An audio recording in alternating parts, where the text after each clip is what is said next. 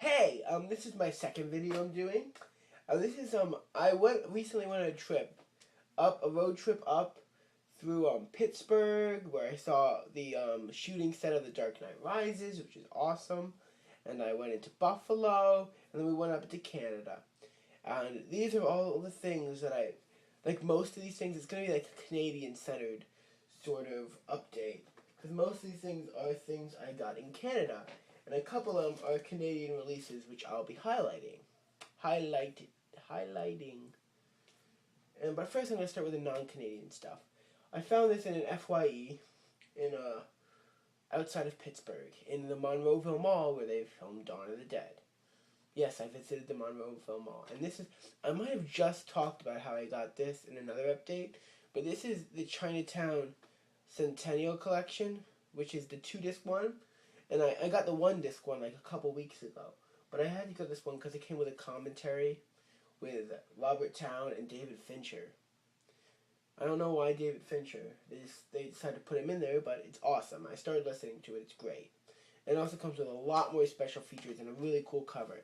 Unfortunately, like a lot of the other Centennial editions, it does not come with a slipcover, which is kind of like a bummer. The version just doesn't come with it. Next, one second. Next, I got The Simpsons Season 8, which I got in Best Buy, in also in Monroeville, because they had a bunch of Simpsons season sets, all for $15, which is cheaper than I've ever seen them before, to be honest. So I picked up one of them, and these things are packed with like commentaries. Every episode has a commentary. Next, I also got this in the Monroeville Best Buy, and it's The Complete Metropolis, which is something I've been wanting for a long time, but I saw it like somewhat cheaper than Amazon, so I picked it up. Next, I picked this up in pretty sure it was a Target in Buffalo, and I had a gift card to Target.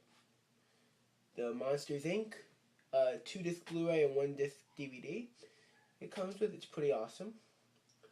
I have not actually got into this yet, because I just got so many things lately, as you see from these 2 updates that I have, that all have tons of things on them. I just have not had time to get through all these things. This I got in Barnes & Noble today. It was $10, and that's Billy Elliot. I recently just saw the show for the second time in Toronto. I'd seen it in New York about 2 years ago. It's possibly the best show I've ever seen. It's that good. If you're somewhere where this is playing, see it. And I know if you're in Toronto, it's ending, like, right now. Go and enter the lottery. It's ending, like, the end of this week or something. Go see it. It was good. So good. Next, I know a lot of people are picking this up. I actually didn't pick it up on my road trip. I just got it. I also didn't get Billy Elliot on my road trip. I just got it today.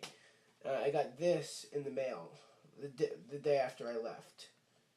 So it was waiting for me when I got home. And that, of course, is The Big Lebowski Blu-ray. I already have 2 copies of this, and I just keep buying it because I keep needing it. I just couldn't pass this one down, to be honest. The Big Lebowski on Blu-ray, and it comes with more. If it didn't come with more special features in a book, I might not have gotten it. Like, if it was the same thing, I probably wouldn't have gotten it, but I just couldn't help it. And I finally have a digital copy of it. I'm someone who actually likes the digital copies. Okay, now, moving on to the Canadian releases. First, I'm going to start with the least major one I got. I just picked up Gangs in New York. I heard this is a terrible transfer. I might end up, if I really like the movie, I might end up buying it again, because I heard this transfer is just terrible. But this is also, the American version of this does not come with a DVD, and this does. So this is actually a 3-disc set. I'll show you. You see, this is, and for some reason it comes with DVDs first. DVD Part 1, DVD Part 2, and the Blu-ray right there. And it comes with good special features, I guess. It comes with a commentary, which is nice. Next, I got a film which is not available in American stores. And that is Mr. Nobody. It was never released in American theaters. It's a very good film. And I figured that I'm in Canada, I'm getting it. This is one of the things I set out to get on this road trip. I knew I was getting this. I got it for, like, pretty cheap, I guess. Like $20-something in a Best Buy, I think, in Eaton Center in Toronto. This I got in a Future Shop, and it is one of the limited edition steelbook edition of 2001: A Space Odyssey, a film that I already have. This is really happy for me because it doesn't even have any French on the cover, which is like awesome.